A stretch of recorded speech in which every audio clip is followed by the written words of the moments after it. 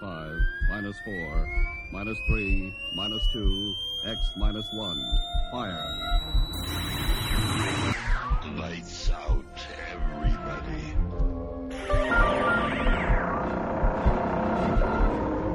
The creaking door.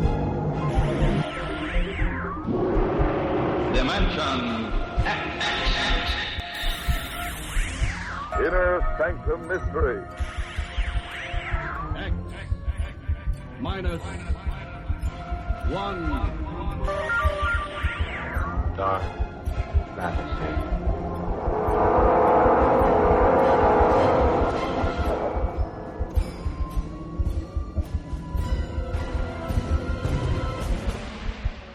Hello everyone, welcome to Sci-Fi and Horror, brought to you by Dwayne Old Time Radio.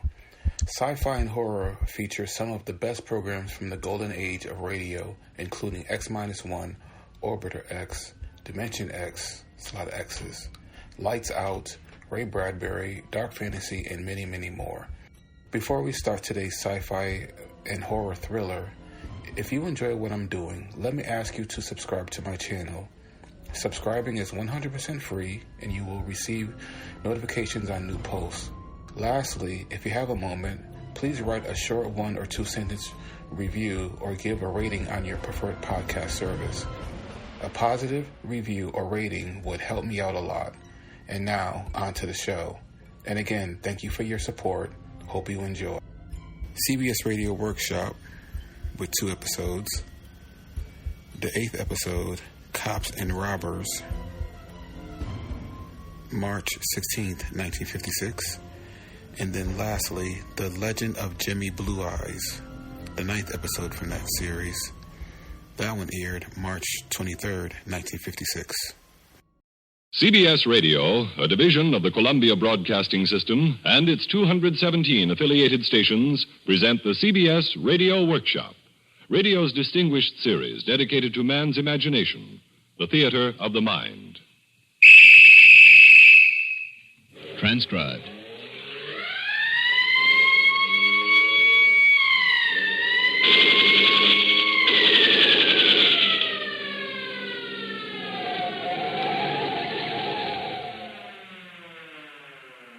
Cops and Robbers is a game played by children, and it's a game actors play on the radio for a living. Tonight, the actors, as usual, will be playing make-believe robbers, but the cops will be real. The CBS Radio Workshop presents Cops and Robbers. My name is Stanley Ness. I'm a writer, mostly of crime, criminals, and what police do about them. For a long time, I've wondered what real detectives would do when confronted with a fictitious crime. And tonight, the CBS Radio Workshop is giving me a chance to find out. First, so you, the actors, and I can start off knowing what the detectives will try to find out, I've written a short dramatic sketch which we recorded while our detectives, all retired members of the police department, City of New York, are across the street having coffee. The scene, a one-room flat on the Upper East Side of New York.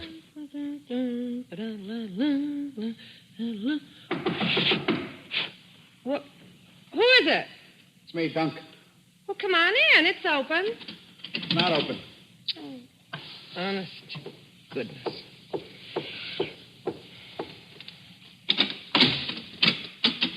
Hiya, baby. Be careful. My fingernails are wet. Oh.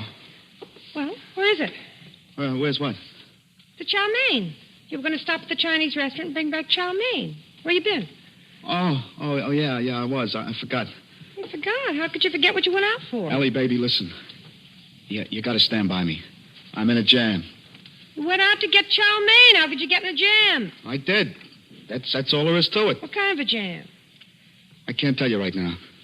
You expect me to stand by you and you can't tell me? Why don't you get the chow mein? Forget about the chow mein, will you?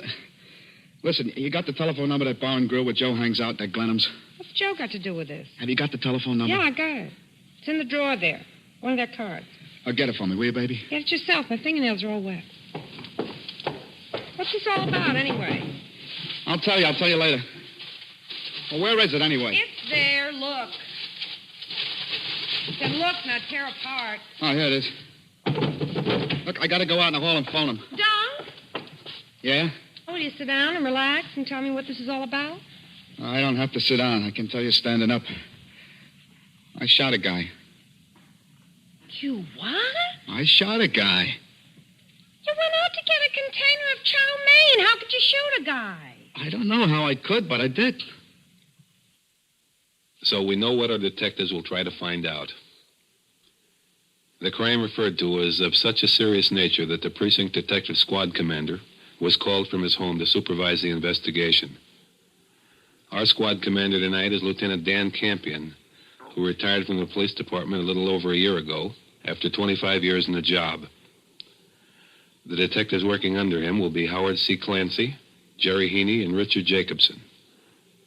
Approximately an hour and 10 minutes after the crime occurs, Detective Jacobson, who is carrying the squeal, which means it is his case, has returned to the station house and is typing up a report on the progress of the investigation so far. Remember, the detectives have no script. They are playing themselves, doing a job just like they've done every day. What's up, Jake? Oh, hello, Lieutenant. We had a tough stick-up in the precinct tonight. Oh, another one? Yeah, a liquor store over on 72nd Street. What time did it happen, Jake? Oh, about 9:50. It's that Fairland liquor store over on 288 72nd. Yeah. And a fellow stuck a gun into the clerk who was in front of the store, and the owner was in back doing a little bookkeeping. When he stepped out, he had a pistol. Has he got a permit for it? Oh, yes, he had that. We checked on that. But anyway, poor fellow got shot. Is he seriously hurt? Oh, yes. He's alive yet, though? Oh, yes. Oh. He's over at Metropolitan Hospital. He fired a shot at the stick-up man. Stick-up man fired two at him and hit him. And he went down. Where was he shot, Dick? Under the chin it hit him. Deflected into his jaw, just below his lips. Oh. Anything else to it? He got a little more than $800. He grabbed money in a paper bag and ran out the front door in the street. Anybody see him? Any good identifications on him? Well, pretty fair identification. The fellow had a car. We found it out later. He ran around the corner on 3rd Avenue. He hit some old woman, knocked her down. Anybody see him? There was a sanitation man trying to help the old woman up. But he saw this fellow continue to run. He went around 3rd Avenue and looked him over, and he was getting into a car and got away. You got the sanitation man's name and all yes, like that? Yes, we have that. Good. But on the back of his car, he had some of that red tape, that fluorescent tape they're using. Oh, yes. And that was all over the back bumper. And he got the last 3 numbers of the plate. Okay. I sent out an alarm for the car over the teletype with those 3 numbers, and all the boys in the neighboring precincts have been notified. Lieutenant Campion, Sergeant Klein on TS just rang upstairs, and he says Dowd over on Post 11 thinks he's got that car spotted that was one of that stick-up and shooting. It's over there at 2nd Avenue, 77th Street. It's a 2-door Plymouth sedan. It's 3T152. Oh, we got the full license. Yeah, and I verified it, and it's registered under a Joseph E. McCondy. It's 761 East 76th Street. Hey, Clancy, will you check lost property on that? Okay. Yeah, see if you can get the description of the car and get the owner's name and address. Yeah, Dowd's is guarding the car over there. He's not letting anybody go near it. Say, Jake. Okay. You go over with Howie after he makes that call and see if we can get that owner in here and we'll talk to him. Very good. We'll do that. Okay, get right on it. Now we see the detectives are off on the right track. But what about the characters played by our actors? Let's get back to them. The following scene was written, rehearsed, and recorded in advance. And, of course, Lieutenant Campion and his men are unaware of what is going on in this scene, just as they would be in the job. All right, Joe. I'm coming. Oh, Joe. Telling you, Dunk, you did a friend to me. That was the best fight all season, and I got to miss the finish. I appreciate it, Joe. Hello, Ellie. Hi. Well, what's the big jam you're in? You sure it's not the car? No, it's not the car. It only should be. Where's the keys? Here. Here you are, Joe. Where'd you leave the car? In the same place, right where you always leave it. All right. Now, what's this big jam you're in? He went out to get some chow mein to bring back. Let me tell it, will you? Well, who's stopping you? I went out and I started to the Chinese restaurant, all right. But then I figured it's Friday. It's going to be a long weekend, and I don't have much money in my pocket. So? So I figured I ought to do a little work. Then I ran into you on the corner, and I said, Joe, can I borrow your car? You said, sure, why not if you fill it up with gas? So you gave me the keys, and that was that. Not yet, that wasn't that. You let me tell it my own way. So I lent you the car? Yeah, that's right. And I drove around scouting for a good place to make. I parked it on 72nd Street where I could get away easy. I walked around the corner, and there was this liquor store just right for picking. Using my car for the get? It was all perfectly simple, Joe. Wait, there's more to come. What's to come, Dunk? Well, it was a good touch, and I cleaned out the register, and I'm heading for the door, and all of a sudden, another clerk comes out from the back with a gun. Uh-oh. So what could I do? I blast away. He drops, and I take out around the corner for the car. And to make a long story short, I'm in the car, and I'm away. Is the guy dead? He didn't wait around to find out. My car you got to borrow to go heist the joint and shoot up a guy. That's a fine thing. I'm sure I got away okay. I don't think anybody made the license number. There was some people looking at me as I came around the corner, but I don't think they made the number on the car. Well, supposing somebody did. That's what I want to talk to you about, Joe. Look, if by any chance somebody did and the cops come talking to you, don't tell them you lent me the car. What do you mean, don't tell him I lent you the car? What am I going to tell him? Well, you'll know what to say, Joe. You'll think of something. There ain't a chance in 1,000 anybody made the car, but I just want to cover every step of ground. Look, I'm an innocent bystander. I was in a bar and grill watching a fight. You didn't tell me what you were going to do. Why should I cover for you? Joe, I've known you a long time. A friend in need is a friend indeed. Oh, tell me something, Dunk. Huh? What? How much did you get out of the liquor store? Money, you mean? Yeah, money. Over 500. How much over 500? $812. Well, that wasn't bad. Was it worth shooting a man for? Joe, you gotta help me. I help you plenty. Give me 400. What do you mean, give you 400? You want me to help you, don't you? But that's half. It ain't half. You got 812. All I'm asking is 400. But there's not a chance in 1,000 there'll be a kickback. All right, then what are you worried about? Now, let's forget the whole thing. I'll go home and go to sleep, and if the cops talk to me, all I can tell them is the truth. Well, you got me in a box, Joe. Oh, it's your box. Give him the 400, Dunk. What are you taking chances? Well, what are you going to tell them if they talk to you? I don't know yet. I'll think of something. Yeah, but what? Well, you give me a chance. The deal was just sprung on me. I got to work it out. All right, Joe. You cover me now. Don't forget. Yeah, I'll cover you if they talk to me. Thanks, Joe. I knew I could count on you. Oh, boy, this is a load off my mind. What a relief. Now that it's such a relief, please go down and get the chow mein. Now, with sufficient information on which to act, Lieutenant Campion has instructed his men on their next step in the investigation. Detectives Clancy and Jacobson, for instance, go to 761 East 76th Street, the address listed for Joseph P. McCondy, in whose name the car is registered. Remember, from now on, there is no script. The actors are on their own. So are the detectives. Let's see what happens. Hey, Mike. McCondy. Mike? Is there something I can do for you, gentlemen? What's your name, Chief? Joseph P. McCondy. We're detectives. Do you own an automobile? Yes, I do. What kind of a car do you have? I have a 1950 Plymouth, two-door. Did you have a little accident tonight with it? No, sir. Do you have a license? Yes, sir. I have it right here. Can you see it? Sure. Is there something wrong, gentlemen? Well, you were just had a little accident tonight, I'm sure, someplace, didn't you? No, sir. You sure of that? Absolutely. You loaned the car to anybody? No, sir. Where is the car now? Well, I left it on 2nd Avenue between 77th and 78th Street. What did you leave it around there for? Well, I was at a bar all night. I was watching the fights. Anybody with you? No, sir.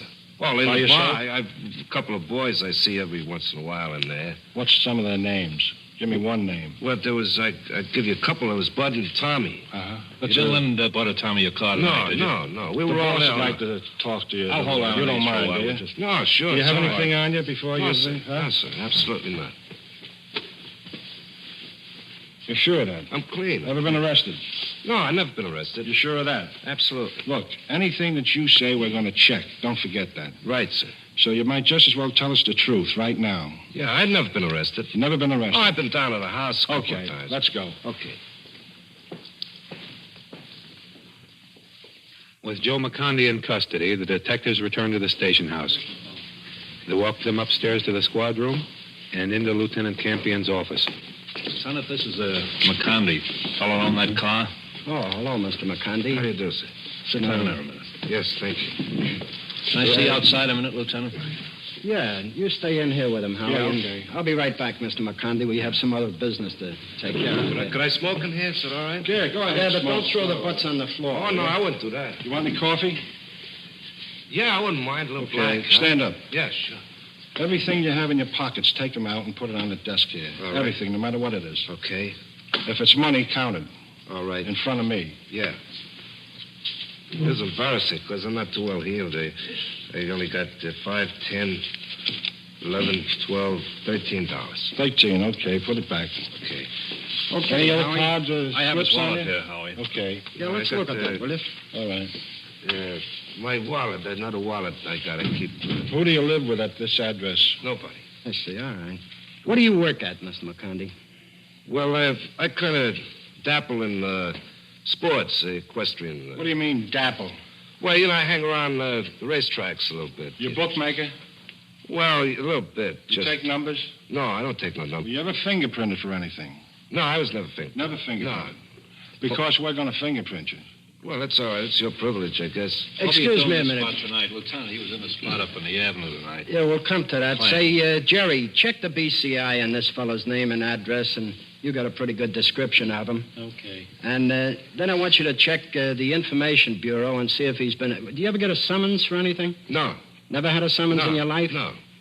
Yeah. Oh, you mean a parking summons and something Yeah. like that?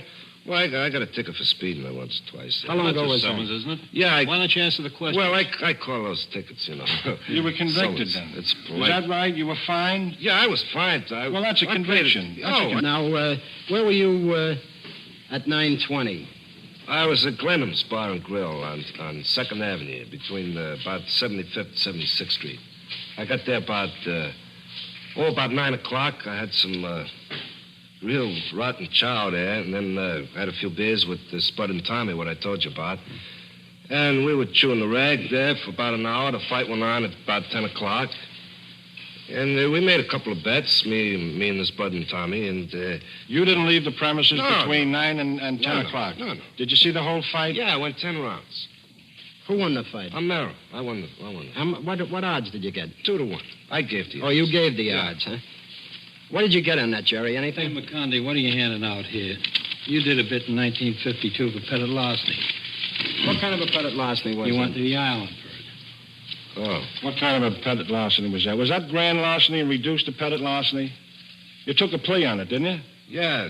It was grand larceny then, wasn't it?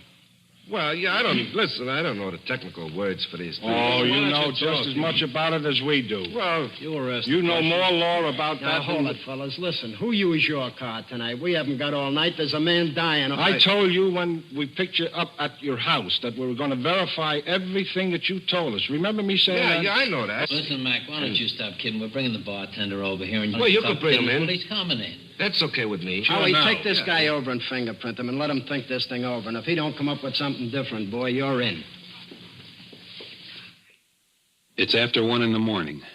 A detective has gone to Glenham's Bar and Grill on 2nd Avenue to get the bartender, Whitey. He brings him into Lieutenant Campion's office. Hi, Luke. Hello. This is Harry White, and they call him Whitey. He's the bartender. This is Lieutenant Campion in charge of the squad here. Hello, Whitey. How are you? Lieutenant. This is Detective Heaney and Detective Jacobson. Hi, Whitey. How do you do? How long you been in our precinct, Whitey? Oh, I've been working a joint up there about 8 years now. 8 years, huh? Yeah. All right, if I sit down? Go ahead. Sit down. You can smoke. Do what you want. You know Joe McCondy, Whitey? Yeah, I know Joe a long You time. see him tonight? Yeah, he was in tonight. Was he in the General tonight? Yeah. Was he there all night? Well, wait a minute now. Pretty busy night. He came in a little after 9 o'clock. About 9 o'clock, yeah. He was there all night then? Yeah, he was there, well, let's see now, the fights. He was watching the fights. He was there till about 11:15, I think. Anyway. Who was he with, Whitey? I have a couple of pals of his. Who are they? Oh, I don't know. Their last name's Tom and Bud something. He's always with them.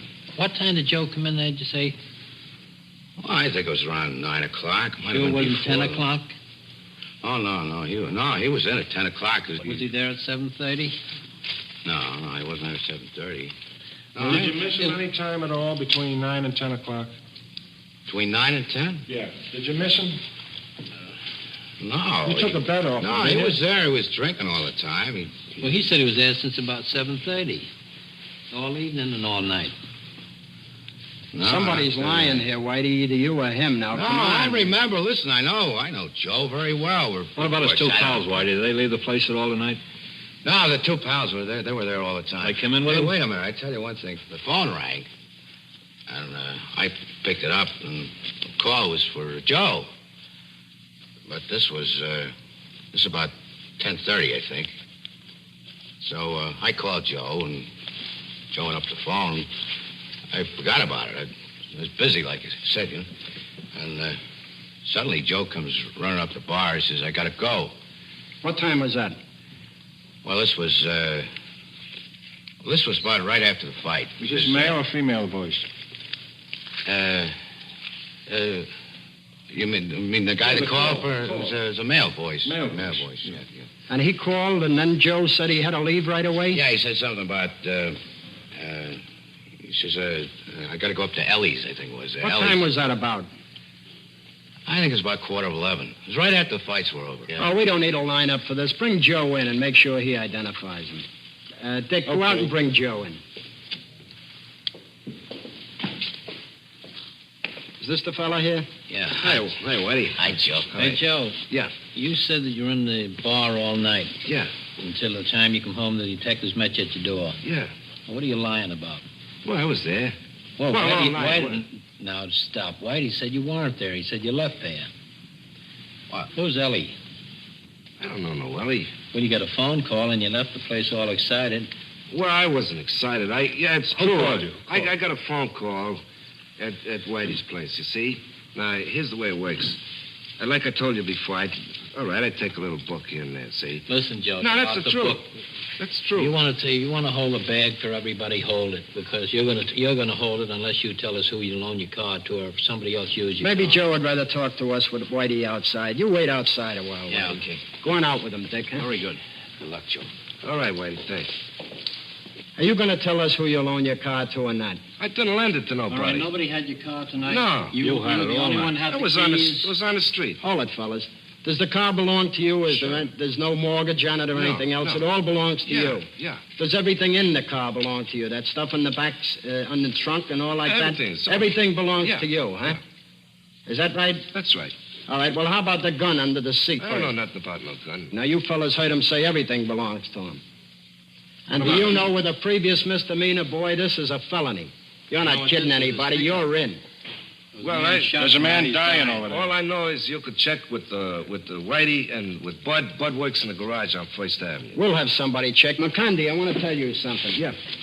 Now, we found this gun in your car, and what we're going to do, we're going to send this gun down to the Ballistic Bureau to have a test made and to see if it conforms with the bullets that were shot into that man tonight. So we're just going to hold you. You are now arrested. You're arrested for 1897 of the penal law, which happens to be a felony. So I want to tell you right now, you're permitted to call somebody or write a letter. Connie, why don't you get some off yourself and kick in? You haven't got a chance. I tell you, everything I told you is true. We've been babying you all day and all night. I don't wanna We're not take- going to baby you anymore. I don't want to take no raps for nobody, so... You're not going to take any raps? No, Okay, well, I I'm don't glad wanna to take hear no that. raps. Why don't you tell the lieutenant just what happened? Okay. All right, let's go. I got a phone call Let him at talk. Whitey's, you see, from Dunk. Dunk. What's Dunk's name? Dunk Rui. Dunk Rui? Yeah, it's like Dewey with an R. Where does he live? He lives on 398 East 71st Street. That's Ellie's. That's his girlfriend. Oh, yeah? Yeah, that's where he called me from Ellie's house. Let's take this name and address Sure, for a sure. while. Check that at the BCI. See if we get anything on him. Go ahead now. Well, he called me up and he said he had to see me, you see. So I told him to come down because I wanted to watch the fight. I didn't want to miss the last round. So he said it was very important I should come to Ellie's house as fast as I could get there. He was the one who was excited. I wasn't excited. You're the calm type. Yeah, you know. So anyway, I went over to Ellie's house and I loaned Dunk my car. He didn't tell me what he was going to do with No, he with the twisted car. your arm for you to get it from him. Well, I lend him the car. He pays Where's me a couple Dunk of now? bucks. I don't know where he is now. Maybe he's at Ellie's. At Ellie's house? Yeah. What time you lend him the car? I don't know when he took it. I gave him the keys. Where do you generally meet him? At Whitey's. At Whitey's? Yeah, huh? yeah. But he goes steady with Ellie, huh? Yeah, I've been up there for a bit. Does he live with her? Well, he's there most of the time. Just a friend. Let's be discreet, you know. What's that location again? 398 East 71st. What apartment?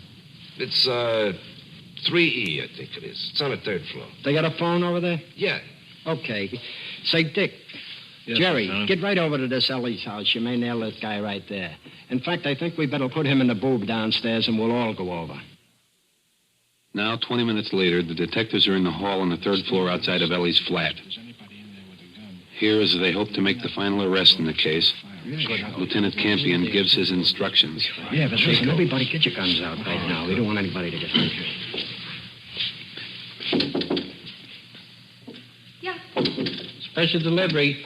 Okay. Oh. Where's Dunk? What? What do you mean? Wait a minute.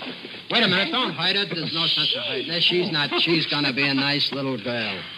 Listen, Ellie, What do you where's want? Dunk? Where's Dunk? Dunk who? Oh, you know Dunk who. Now, don't give us that line. I don't know what you're talking about, really. You don't, Look huh? the place over, Lieutenant. Yeah, look this joint over. It's a good searching. Yeah, give this a good There's going nothing over. here. We'll find out. We'll find out. We're the best moving men in the We're going world. to scream, too, so just keep it nice and Go over there and sit Screaming? down. Okay. Oh. It's my money. How much is there? A couple $100. What is a couple of It's hundred? my money. It's all I got. It's all my money. How much? I don't know, about $200 or $300 or something like that. Count that I out, saved Jake. it. Ellie, where's Dunk? I don't. Come on, we know he was up here. Jerry, tonight. let her watch him counting this dough, will you? How much is there? There's $815 here. Well, that's- 815 isn't a couple. I don't take it out and count it all the time. I don't keep my money in the bank. I keep it under there. You know the always. difference between a couple of $100 and Look, Luke, I'm $800. going to cover the door in case this bum comes in. Oh, do that Yeah. by all means. And yell if you need some help there. Let's Well, get back Where to the did you money. get this money? It's my money. It's my money. It's all the money I have. Don't be screaming. I ask you that again. What do you do for a living? I don't do anything right now. Where did you get this money? I saved it. I've worked other times. I've been on the What kind of stage. work do you do? Well, I've been on the stage. How long ago? Several years ago, just for a little while, and then I've had other jobs. Well, how do you maintain yourself right now? Right now, I'm unemployed. For how long? Oh, about 6 months or something like that. 6 months and you got 815 fish under the cover there? You live here alone, Ellie? Yes, sir, I do. What's the men's clothes doing in the closet? That's Your father's. no, not my father's. Somebody left them here. No, She'll it's explain. Come on, she'll explain. You've been arrested before, Ellie? No. Never been arrested? No. Hold on. Ellie, Dunk. Yeah, man. Pick him up, Wait a man. minute, Pick what's him up. this? Oh, Give him a what? quick fan. Take Give your him hands a off. frisk. What's this, Ellie? Give him a frisk. I don't know. I don't know. Sit They down. didn't. Sit down. Sit down there. You didn't know Dunk, huh? I didn't say I didn't know him. I said I hadn't seen him in a long time, and I hadn't. Dunk, you better get that new suit out of the closet. You're going to need it. We're cops. I don't know you cops. Oh, do you want to be shown? Sure, I want to be shown. What do you Shut up, work you at? bum. We'll show you. What do you work at? I don't work. I'm sick. Are you? You'll be sicker when this is over. How long do you know the Jane here? How long do I know you? Couple years, right? Couple years. Do you, What- you what live did you- here? Well, I don't know what you want. What do you want with me? Are they your clothes in the closet? They're his clothes. Did you leave any money with her? You left an envelope with her, didn't you? Some dough? She said you How much did. was it? Shut up. You keep quiet. How much did you leave with her? Well, look, I want a lawyer. I mean, I don't You get a lawyer. You get a lawyer. How much did Well, you leave with her? How much money? She said you No, left the money I with did. her. All right, I left her some money. I She don't said know. you left envelope. $800. Is that I right? didn't leave. No, How much I didn't did leave you you leave? 800. No. You didn't count it. I didn't leave any $800. Help me. Put a- put a- put a pair of You got cuffs a on charge that or guy. something? Where were you? What am I You'll charged? tell. You'll We're hear going to the give you charge. 48. Did you ever hear about a I 48? don't know what it is, no. Well, we make out a short affidavit down in court, see? And it's a 48. And if we can't find anything on you, in 48 hours, we give you another 48. And we keep giving you 48s. Until you get wise to Yeah, yourself and yeah. talk. What kind of a Come deal is on. that? I did nothing. Yeah, that's the right All right, get them up. We'll take them down the house. Wait till I see that Joe. I'll tell him. Come on, keep going, Dunk. Next time I'll borrow somebody else's car. And that was Cops and Robbers, with real cops and not so real robbers. They were actors, and I'm sure you will agree, very good actors, playing for the most part without a script, knowing only the backgrounds and motivations of their characters. John Sylvester was Dunk. Elspeth Eric was Ellie. Larry Haynes played Joe, and Ken Lynch was the bartender. The CBS Radio Workshop is grateful to Lieutenant Dan Campion and Detectives Richard Jacobson, Howard Clancy, and Jerry Heaney for helping us try to prove a point. I hope we did. You have been listening to Cops and Robbers on the CBS Radio Workshop. Cops and Robbers was conceived and directed by Stanley Niss, who also acted as your narrator. All names were fictitious, except those of our detectives, who are all retired members of the Detective Division, Police Department, City of New York. This is Art Hannes inviting you to listen next week when the CBS Radio Workshop will present The Legend of Jimmy Blue Eyes, a narrative poem set to music by Ray Noble, the story of a jazz trumpeter who sells his soul to the devil. The CBS Radio Workshop is produced in New York by Paul Roberts. Another brilliant concert by the New York Philharmonic Symphony comes to you over most of these same stations on Sunday as Guido Cantelli returns to conduct an exciting program featuring the Beethoven Concerto No. 4 in G major with the distinguished German pianist William Backhaus as soloist. Stay tuned for 5 minutes of CBS News to be followed on most of these same stations by The Jack Carson Show. Tonight, the CBS Radio Workshop was transcribed. This is the CBS Radio Network. This is the CBS Radio Workshop.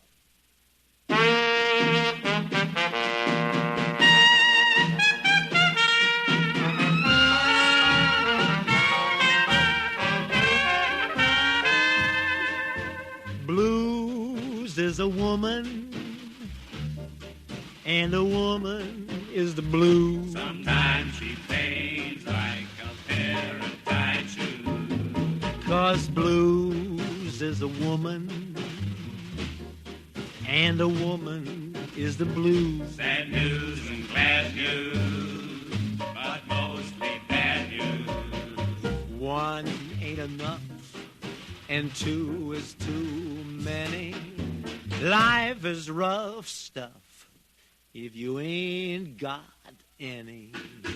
Love is a hunger that few of us can fill. True love's as rare as a $3 bill. Love is a heartache that you take and you choose. Sometimes you win, boy, and sometimes you lose. 'Cause blues is a woman, and a woman is the blues.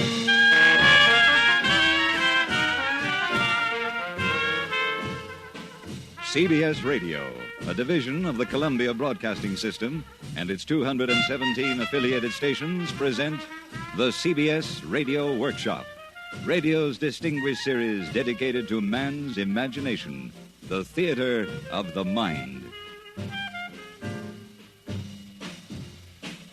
'Cause blues is a woman, and a woman is the blues.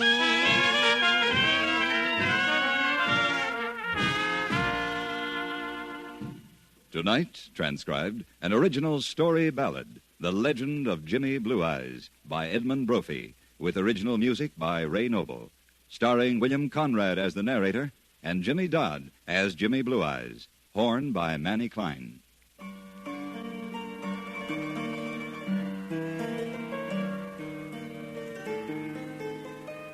In Storyville, where blues were born, there's a legend of the Golden Horn and a hot-lipped kid, blue-eyed and fair, who tried for a note that wasn't there. So come along Perdido Street where the hot licks tickle dancing feet that shuffle in patent leather shoes, where Jimmy Blue Eyes blew the blues. Now, Jimmy Blue Eyes came on earth a child of hunger from his birth. He played all day around the streets of sin, and they spiked his milk with Old Tom gin.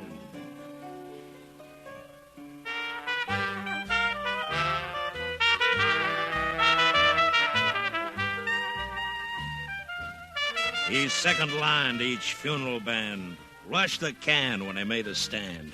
He held their horns with loving care while his face lit up like a county fair.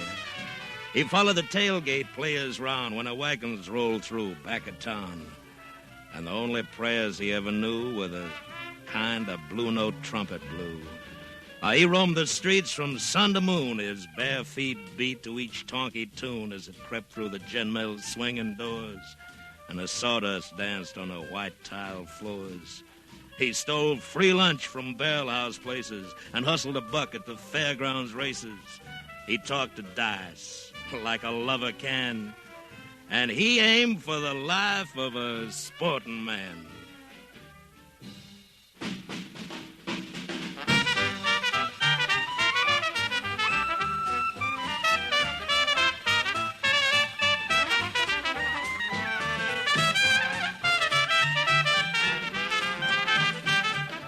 When Jimmy Blue Eyes turned 16, he joined out Jill, a blues song queen.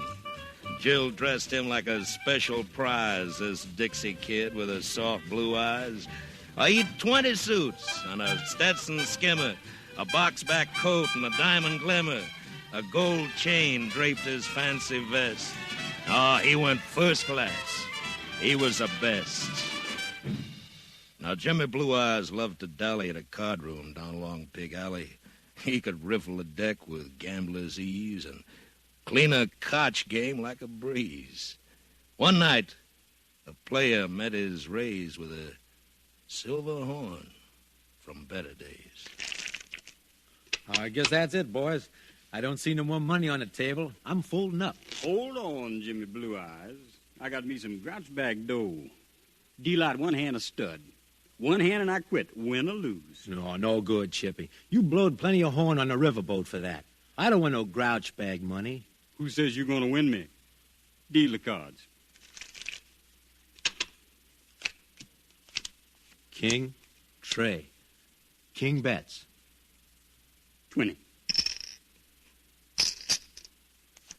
Queen, 6. King, queen bets. 20. 10, 8. King's high. 20 again. Jack, deuce. Possible straight bets. 20 more. I'll raise you 20. I'm 20 shy. I'll put up my horn. Oh, that's a pretty beat-up piece, man. She blows plenty sweet. Got a tone like a silver bell. It's a go. What do you got? King high. You? Deuces.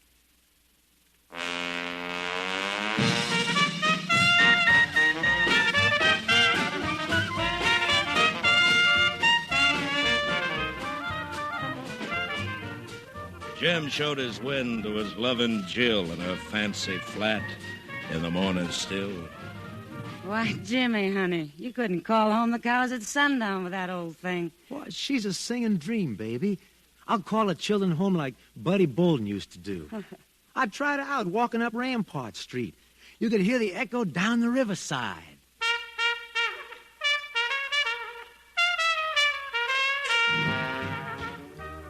But you never blew horn before. I was top horn in a reform school band. Well, that don't make for playing Tom Anderson's saloon.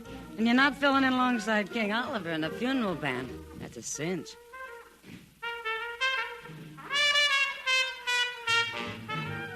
Sweet Jill, I'm sure no fancy Dan, but I'm a dead bang natural music man.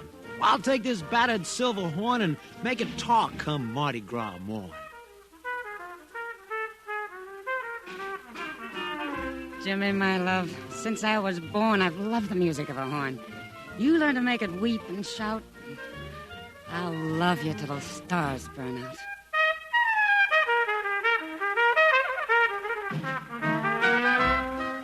While me and the blues are Kid and Candy, or St. Louis and Memphis and Mr. Handy. If you stuck a pin in my heart, it's true, a drop of my blood would come out pure blue. But summers came and winters went, and Jimmy's loving heart was bent as 'fore he hit that master blow. his sweet Jill, blew with Hot Lips Joe. Now, Hot Lips Joe, he had no peer. He could shave the head from a glass of beer with a wind from his educated horn, just as sure as you were born, just as sure as you were born.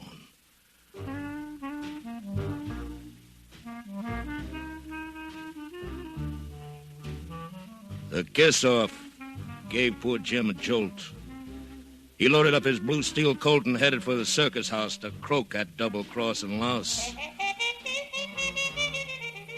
Hot Lips Joe was holding the floor when a Colt spit lead type 44. The bullet sang around his head. Jim killed a tourist guy instead. In sheer disgust, a gun he slammed upon the floor, and then he lammed. Along the streets of jazz-mad night while whistles blew to halt his flight.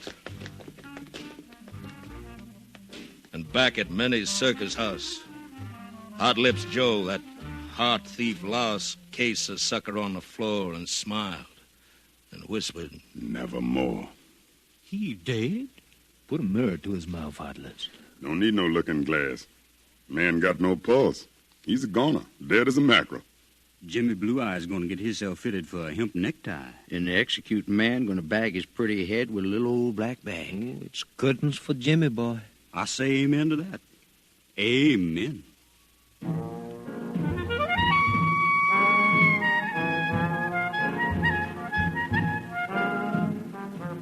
No, nevermore will Jimmy Blue Eyes catch me with a lead surprise. This hog wild kid is through for fair. A cinch to dance upon the air. Before he ever got a mile, poor Jim was nailed and brought to trial. The old judge burned him with a look and up and hit him with a book. In the cell where Jimmy locked, steel secured, and granite blocked, he played a music rich, a part, a gift God gives a contrite heart.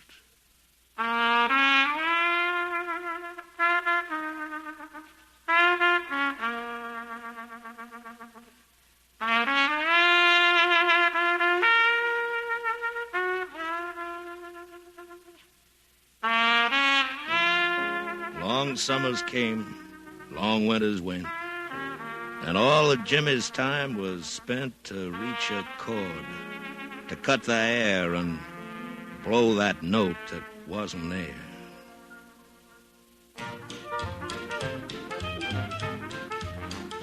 The sun went down in Storyville when love went out with Jim and Jill. First war came, then Prohibition, and a district went to quick perdition. The diehards died on bathtub gin, but the music lived like hidden sin that tickled toes in northern lands with the advent of the Dixie bands. But New Orleans was much alive in the year of 1935. Jim took the long road home at last.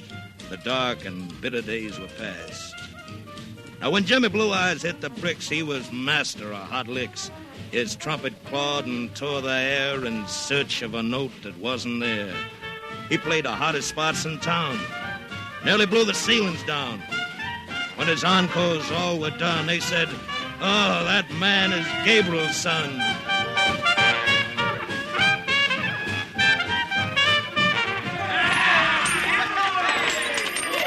The throw money fell at Jimmy's feet in full-blown gale, a silver sleet. He smiled and played right on until his mind ran back to his heartbeat, Jill. Now, you show me an artist, fine or fair, who seeks a note that isn't there, and I'll show you a guy that most men ain't. He's alone in the clouds, an uncrowned saint. For he scatters joy to his fellow man, though he might wind up and also ran to drive past glory, fortune, fame. It's nirvana, sure, but a heartbreak game.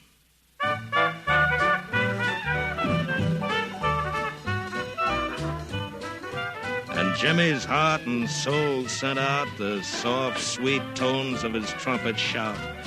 He blew it hot and low and high. He hit the fringe of heaven's sky. The multiplying strains made naught. He couldn't reach the peak he sought. He blew until the notes were vain, elastic stretches of his brain.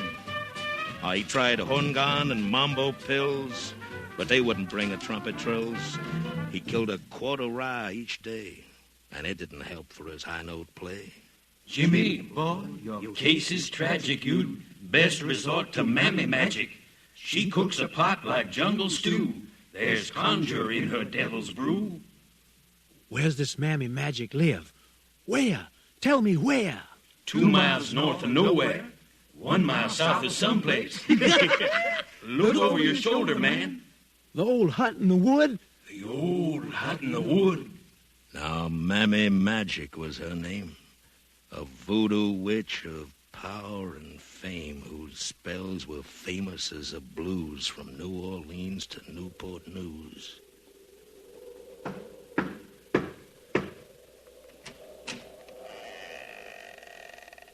Monsieur Jimmy Blue Eyes, entrez. You know me, Mammy Magic? You know my name? Few things are secret to one who has a third eye. You are troubled. Speak. Some walls and windows have ears. I read your thoughts. Well? Your desire is beyond my power. You lie, witch. I got the price, woman of darkness. I'm desperate. Do you hear me? Desperate. Level with me. I tell you, Jimmy, on the level. You got to see my boss, the devil. You're asking one thing I can't do, despite the magic I can brew. I'll have no truck with devils. I'm selling. You are here to buy. What's he asking for price? I don't make out his bills. He keeps them plenty private. Well, get your devil man. We'll cut up a deal, me and him. So Mammy Magic cast a spell to summon up the king of hell. Dambala. Dambala.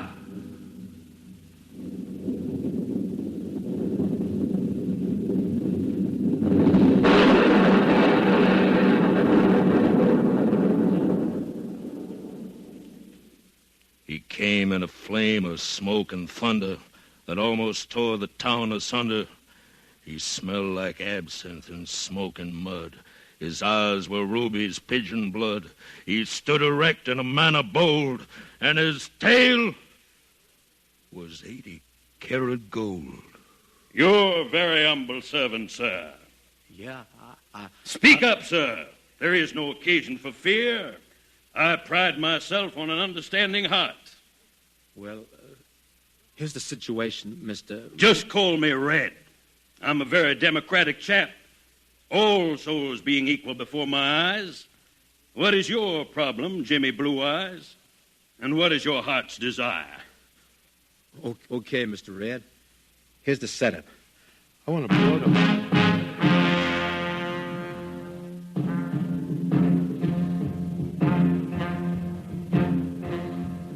So the Red King made a deal with him, had a secret locked inside of Jim.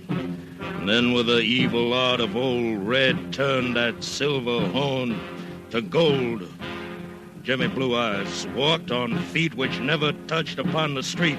He wore a broad smile upon his face, for that never, never note was his. That long, elusive note was there, the most immortal anywhere. But when he blew it, come what may, he had an awful price to pay.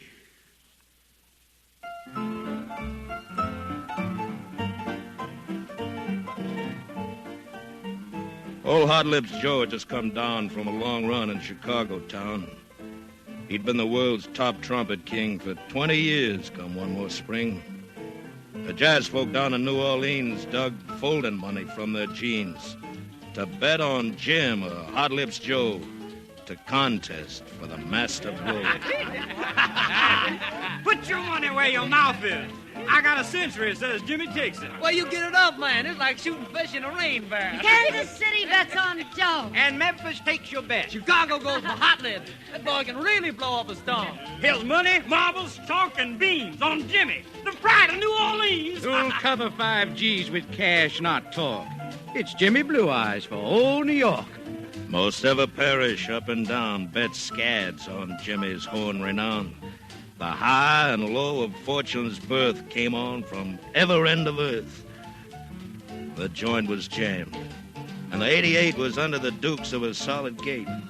The SRO sign hung outside, and there was Hot Lips Joe and his beauty bride, Sweet Jill, the nightingale's song.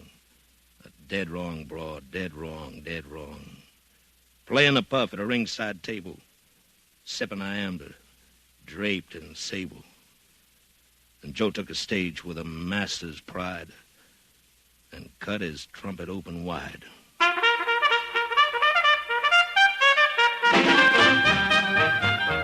He blew hot notes heard round about. He turned that trumpet inside out.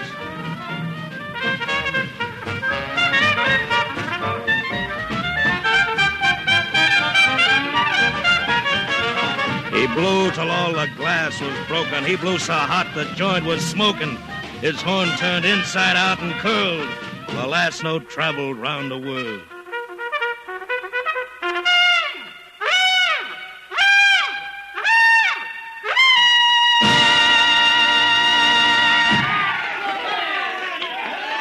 When Joe sat down, the cheering sounds bust tombstones in the burial grounds. His look told Jim with unfeigned joy, "Go peddle your papers, little boy."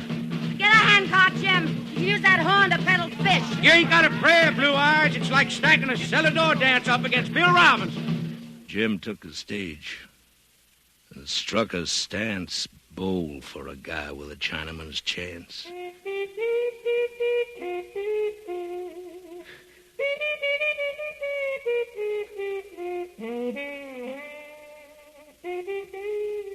He warmed the hot notes, let 'em fry to a whisper tone, like strong men cry.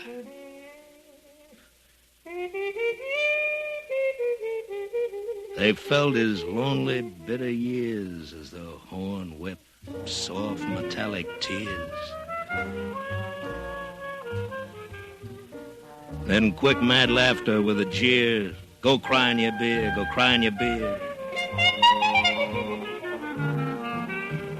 And now, switchblade gashes and razor slashes blend with whiskey bottle crashes, culminating in a wail from the foul, deep bowel of a tall-walled jail.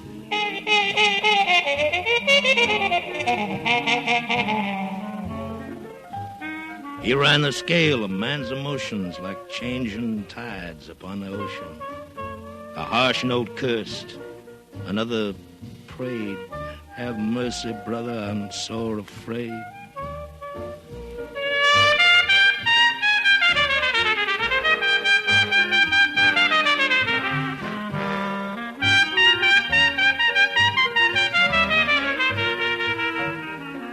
His horn sang smooth and educated, and blue and true and dedicated. The music of that Dixie man was greater than the pipes of Pan. The high, soft sigh of a trumpet's cry can tell what magic words can't try. For the horn sings true as it only can, unmatched by nature, bird, or man. Man sings his heart with tongue or pen. Words give and live through time again, but his very heart and soul ring clear when a true horn speaks for all to hear. And the crowd sat frozen round the gaff. Jim split the ceiling right in half. He blew the walls down and the doors. He raised the carpets off the floors.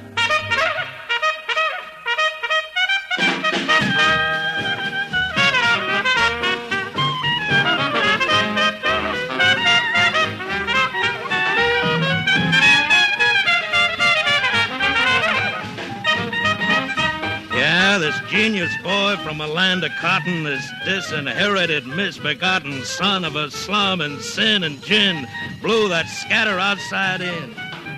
And yet, he seemed like a tired life going home from a weary earth and a heartbreak roam to that promised land of a fairer clime out there on the other side of time.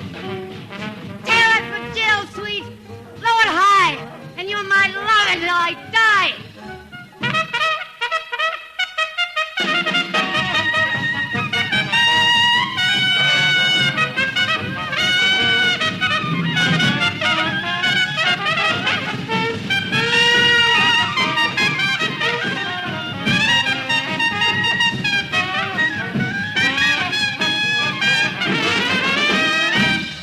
So Jimmy Blue Eyes hit some bars that blew out 500,000 stars. And then, that never, never note went clear 10 jillion miles to heaven's ear.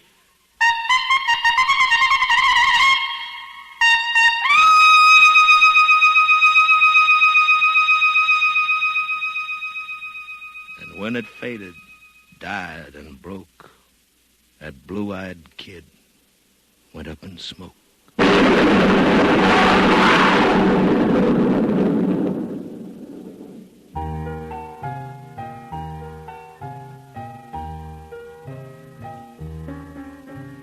Now, some rounders claim they're in the know that Jimmy Blue Eyes fries below.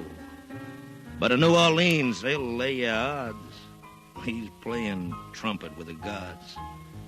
For a deacon man was there who preached that before the last note cut and reached the edges of eternity and died, "Father, forgive me," his trumpet cried.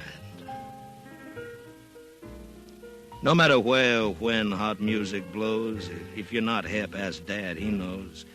Jim's golden horn, the love of faithless Jill, when blues and we were young in Storyville. Now, Jimmy Blue Eyes came on earth a child of hunger from his birth. They spiked his milk with old-time gin, and he played all day round the streets of sin. So come along Perdido Street, where the hot licks tickle dancing feet that shuffle in patent leather shoes. But Jimmy Blue Eyes blew the blues. In Storyville, where jazz was born, there's a legend of the golden horn and a hot-lipped kid, blue-eyed and fair, who hit that note that wasn't there.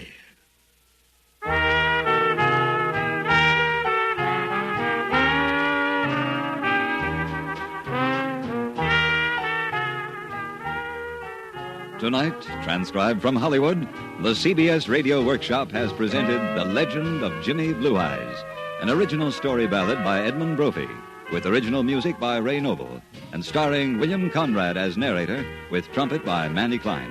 Adapted and directed by Sam Pierce. Jimmy Dodd, in the part of Jimmy Blue Eyes, appeared by arrangement with Walt Disney, producer of the full-length motion picture in Technicolor, Song of the South, starring Uncle Remus and the Critters. Song of the South will be released nationally Easter week. Also featured in the cast were Roy Glenn, Georgia Ellis, Sam Edwards, Lou Merrill, Nan Boardman, Jack Moyles, and Tony Barrett. Featured in the all-star band were Tom Peterson on trombone, Matty Matlock on clarinet, Sammy Weiss drums, Nat Farber piano, and Larry Breen bass. The Workshop is produced in Hollywood by William Froug.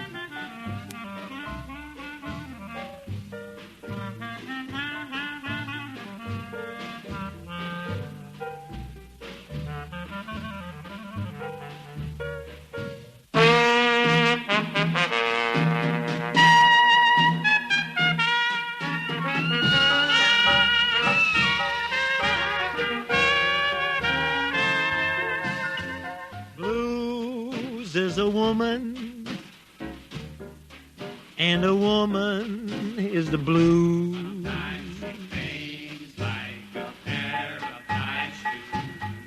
Cause blues is a woman, and a woman is the blues. Sad news and glad news, but mostly bad One ain't enough, and two is too many.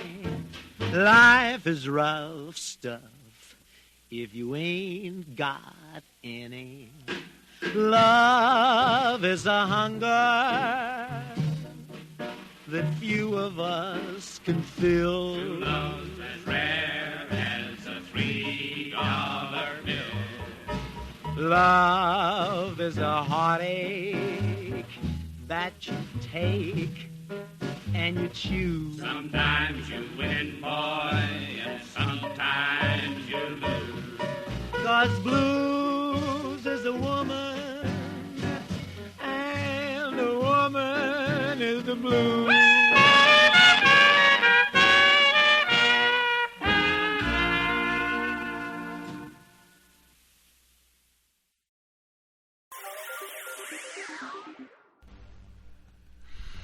Thank you for listening. If you enjoy what I'm doing, I ask you to please subscribe to my channel or channels. Well, hope you enjoyed, and until next time, stay safe, wish you well, peace.